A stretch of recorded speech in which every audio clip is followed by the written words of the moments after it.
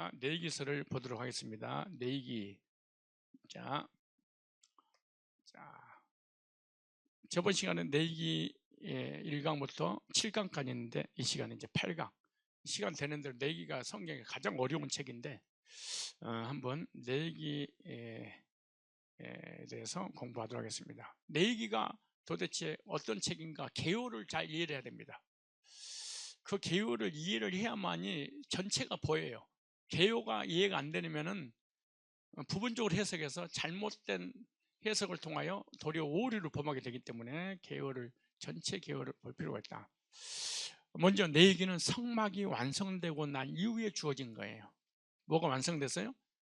성막이 완성되고 난 이후에 내 얘기는 내 얘기가 주어졌다는 것은 성막 안에서 제사 제도인데 제사는 예배 드리는 걸 얘기하는 거예요. 자, 내 얘기는 예배에 대한 명령입니다. 창세기라고 하는 말씀을 통하여 예수님 발견하고 생명을 얻어서 구원받았어요. 구원받으면 출애굽기 애굽 세상에 나왔어요. 세상에 나왔으면 예배를 드리는 거예요. 이게 순서예요. 다시 창세기는 예수님을 발견해서 생명을 얻어서 구원받고 하나님 자녀가 됐어요. 자녀가 되면 출애굽은 애굽이 나온 세상에서 나와서 가나안 땅으로 들어갔어요. 우리도 세상에서 나와라. 천국에 향해서 가는 과정이에요. 내 얘기는 하나님 성막에 와서 제사를 드리라. 내 얘기. 그러므로 생명을 얻고 구원받아 세상에 나온 사람은 뭘 드리게 된다? 예배를 드리게 된다. 그리고 구원받은 적이 없으면 세상에 나올 수 없고 예배가 불가능한 일이다 라고 하는 거예요. 이게 예배. 그 예배 드리는 사람의 수가 몇 명이냐? 민수기. 셀 숫자, 쳇기자. 하나님 구원받고 세상에 나와서 예배 드리는 사람 몇 명이야? 숫자 세봐라. 그 예배를 드리는 사람은 신명기 말씀을 받을 것이다. 말씀 받는 사람은 여호수아 영적 전쟁에 승리하여 땅을 기업으로 찾게 될 것이다. 여호수아. 그래서 예배드리고 말씀 받지 않고 영적 전쟁에서 승리하지 못하면 사사기, 사람의 자기 소견에 옳은 대로 살 것이다. 그렇게 되면 어떠냐? 애굽으로 다시 돌아갈 것이다. 룻기. 그래서 하나님 선지자를 보냈다. 사무엘상하. 이해 가세요? 성경마다 다 이름대 의미가 있어요. 네, 이게. 그래서 성경의 개요를 통하여 의미만 발견해도 사실은 나의 신앙을 점검할 수가 있어요. 자, 내 얘기는 예배에 대한 명령입니다. 자, 그 다음에 제사장 8장부터 9장까지 제사 유임식이 있고 10장에는 나답과 아비후의 사건이 나옵니다. 그런데 24장에는 솔로밋 아들 사건이 나오고요. 이 세 사건만이 서사문학으로 기록된 내용이 8장, 9장, 10장, 24장에 나옵니다. 그 다음에 네 계통의 제사 직분의 율법과 규례에 대한 명령입니다. 네 계통의 제사 직분. 네 계통의 사람들이 제사장이 돼서 직분을 감당하게 된 거죠.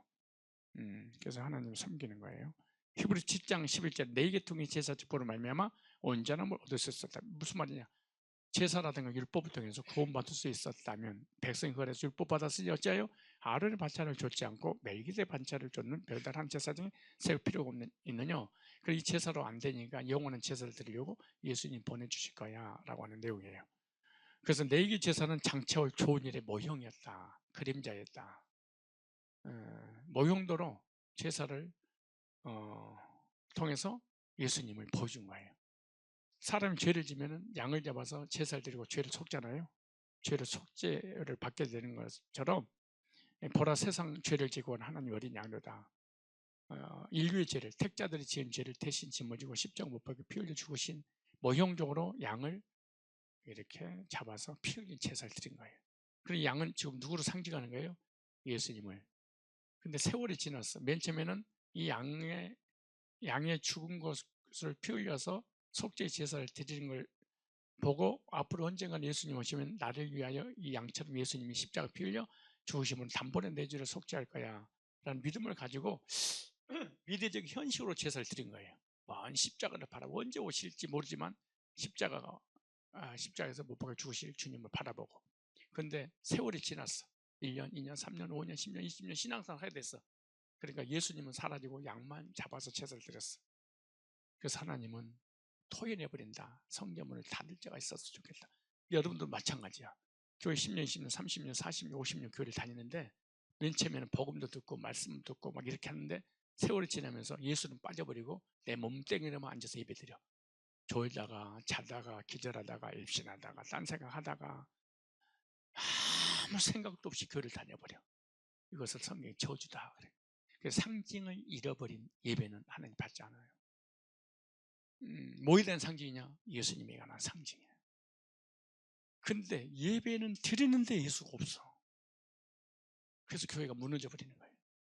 성도들이 타락하고 세상으로 나가버리는 거예요. 왜냐? 히브리 10장 1절 이렇게 말해요. 율법이란 말은 십계명을 얘기하는 것이 아니에요. 율법은, 구약은 장차오는 좋은 일의 그림자요. 참 형상이 아니므로 해마다 늘 둘이만 같은 짓에서 나온 자는 언제든지 구원받을 수 없었다. 구원받을 구약에서. 그런데 구약에서 어떻게 구원받았냐? 오실 예수님을 바라보고.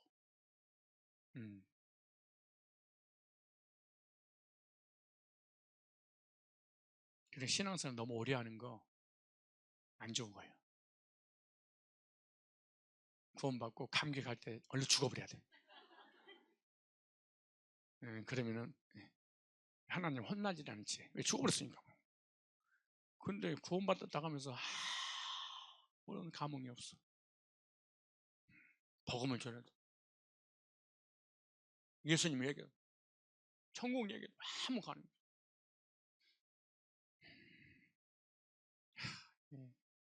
상징을 잃어버린 예배, 예수가 빠져버린 예배, 구원의 확신과 감격이 없는 예배, 예배드리라고 도리어 고난이 와버려요.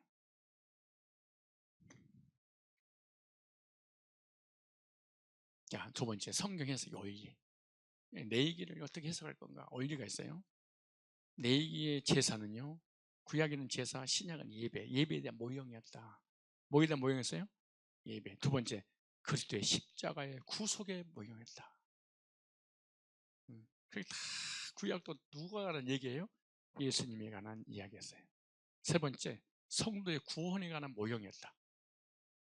스토리였어요? 예수님 구속의 원리였어요? 나한테 적용이에요. 양을 잡았어요? 이야기였어요? 그 양은 예수님이 구속사였어요? 십자가에 다 이루었어요? 완료가 됐어요?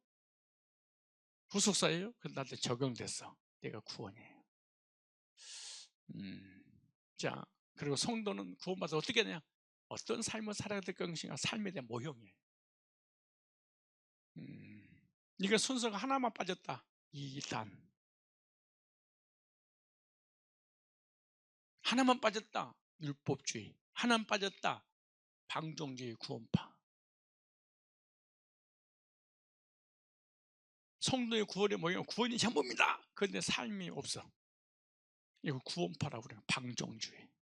나는 이런 삶을 실제로 제도처럼 우리 이런 삶을 살아야 됩니다. 그런데 복음이 전해지지 않아. 율법주의. 다시. 내게 제사는 예배에 뭐였다? 모형이었다. 두 번째 누구였다? 예수님에 대한 모형이었다. 세 번째 성도의 구원의 모형이었다. 결국 누구하고 연결돼서요? 나하고. 예수님이 연결돼서 그 모형들을 통하여 예수님 발견하고 예수님을 통하여 나의 구원을 발견하고 구원받고 난 다음에 나는 어떤 삶을 살아야 될 것인가? 3. 그런데 성도의 삶에 대해서 강하게 전하잖아요. 성도들 짓눌려서 죽어요. 성도 미쳐요. 거의 우울증 걸리고 정신병 걸리고 낙심과 절망을 하고 살아. 삶에 관한 부분에 얘기하면. 그런데 우리 교회처럼 구원에 관계된 삶을 알려주면 어떻게 복음처럼 들려. 똑같은 삶의 이야기인데 이야 은혜스럽다 그래. 근데 구속사가 빠져버리는 삶은요 짓눌림이 되고 도리어 고통이 된다 그 말이에요. 그 다음에 신약의 교회에 대한 모형이에요. 그 구약의 내기를 통해서 교회는 이런 것이구나. 교회를 알려주는 거예요. 구약의 성막은 뭐예요? 교회론이잖아요. 계시록도 뭐예요? 교회 이름이잖아요. 지금도 뭐예요? 교회는 이런 곳이야. 이 5가지를 발견하는 거예요. 성경이 그렇게 됐으니까.